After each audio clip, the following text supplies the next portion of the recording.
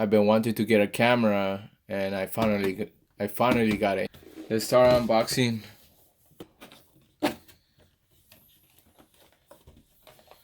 So I guess these are optional accessories if you want any, or to buy them in the future. As for now, this is what I have. Here's some firmware has been updated, so I have to look into that. I got the menu here. You gotta go over this and read it, because it's always good to read the instructions.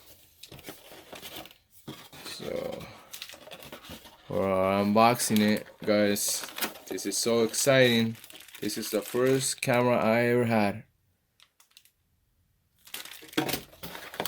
Thank you for all those that recommended this camera for video recording. Here's the camera. Here's the charger for the camera. Here's the charger for the battery. Some other pieces, I don't know what they are. Here's the battery. Oh, that came in this box. Let's see this. Let's see the camera for the first time. See how it looks.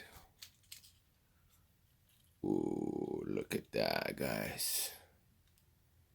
Look at that, guys. Isn't that great? Even the texture on top. Wow, if you guys could see that.